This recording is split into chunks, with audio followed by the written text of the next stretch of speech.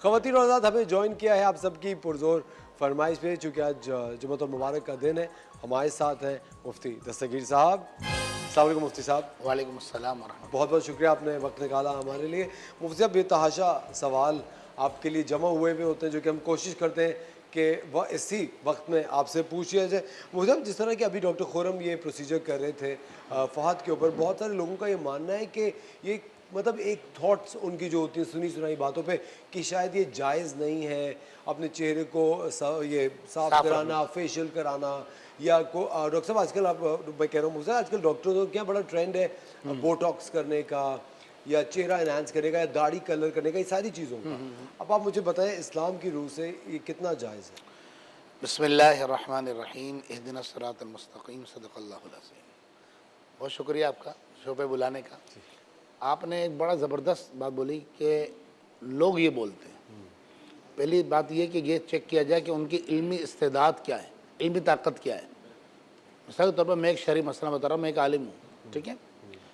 قرآن پاک نے واضح طور پہ بتا دیا، بس یہ 3 لفظ ہیں لیکن قرآن نے اس میں پوری حکمت بیان کر دی. فرمایا فَاسْأَلُوا أَهْلَ الذِّكْرِ إِن كُنتُمْ لَا تَعْلَمُونَ. تم اہل علم سے پوچھو اگر تمہیں معلوم نہ ہو. اب اہل علم سے مراد یہاں عالم اور مفتی نہیں ہے بلکہ اس فیلڈ کا ماہر ہے. اچھا بدقسمتی کیا ہے کہ ہمارے ہاں جس کی فیلڈ نہیں ہوتی ہے سب سے آسان کام ہے مشورہ دینا، ٹھیک ہے. شرعی مسئلہ ہم پپو پان والے سے معلوم کریں گے، تو میں معافی چاہتا ہوں، مطلب پپو پان والے یعنی آپ پان دکان پہ کھڑے ہیں، کوئی بھی ایکسپرٹ. مثال کے طور پر ڈاکٹرز میری بات جو سن رہے ہوں گے وہ بالکل اس بات کو ایگری کریں گے کہ ایک تعداد ہے جو ڈاکٹر کو بولتی ہوئی نظر آتی ہے کہ دوائی بڑی گرم ہے. حالانکہ دوائی کون سی گرم ہوتی ہے، اس کی تاثیر میں فرق ہوتا ہے نا. اب دیکھیں ڈاکٹر صاحب ہیں مثال تو یہ اس فیلڈ کے ماہر ہیں. کوئی مجھ سے مشورہ کرے گا اس فیلڈ کے حوالے سے کہ یہ انجیکشن لگانا چاہیے نہیں چاہیے، یہ کریم، تو مجھے پتہ نہیں، میری فیلڈ نہیں. بالکل صحیح بات. ٹھیک ہے. قرآن نے یہی فرمایا اور یہ بھی فرمایا جہاں یہ فرمایا کہ اہل علم سے پوچھو، یعنی جس فیلڈ کے متعلق کہ اگر آپ کو ایک میز بنوانی ہے تو جو لکڑی کا کام کرتا ہے اس سے پوچھو، کسی سونار سے نہیں پوچھو. سونے کے بارے میں مشورہ کرنا ہے تو لکڑی والے سے مشورہ نہ کرو، سونار سے کرو، وغیرہ وغیرہ.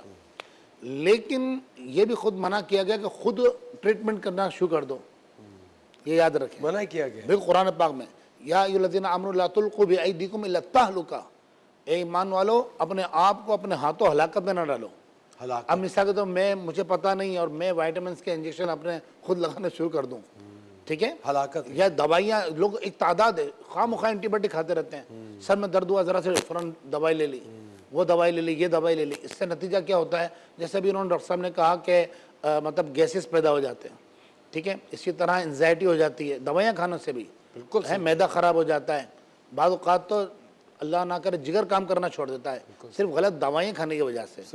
تو لہٰذا یہ وضاحت جو میں نے ضروری کرنا کہ خدا کے لیے جب آپ جیسے کھانا پکانے کا کام ہے، میں اور آپ کھانا بنائیں گے حضرت پتہ نہیں کیا بنے گا، معذرت کے ساتھ، لیکن تو ہاں تو اب جس کی فیلڈ نا وہی کر سکتا ہے، ٹھیک ہے.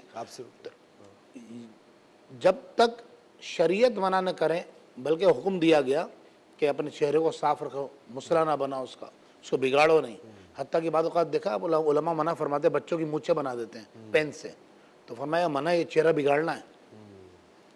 کیوں مرد کو داڑھی مونڈنا منع کیا گیا کہ یہ عورت کی شباہت آئی، یہ چہرہ بگاڑنا ہے. تو جہاں چہرہ بگاڑنے پر وعیدیں ہیں قرآن و حدیث میں تو یہاں چہرہ سنوارنے پر تو فضیلتیں ہیں نا. بلکہ خود فرمایا گیا کہ تم اس طرح صاف ستھرا رہو کہ تمہاری بیوی کی توجہ کہیں اور نہ ہو. بیوی کو حکم دیا گیا وہ صاف ستھرا رکھے اپنے آپ کو، بنائے سنوارے. تو یہ تکلفات اس طرح کرنا، یہی حکم مرد کے لیے بھی، یہی مرد کے لیے حکم ہے کہ وہ اپنے دانت صاف رکھے، اپنے آپ کو صاف رکھے، ٹھیک ہے. غیر ضروری بال جسم سے دور کرے، چہرہ صاف رکھے، خوشبو لگائے وغیرہ وغیرہ. اور خوشبو لگانے کے تو فضائل ہیں. بلکہ یہاں تک علماء نے لکھا کہ اگر کوئی شخص مسجد میں آتا ہے اور اس کے جسم سے کپڑوں کی اسمیل ہے، یا جیسے بعض لوگوں پسینوں میں بہت اسمیل ہوتی ہے تو اس پر واجب ہے کہ وہ خوشبو استعمال کرے. پھر بھی اگر بدبو نہیں جاتی تو مسجد میں آنا حرام ہے اس کے لیے.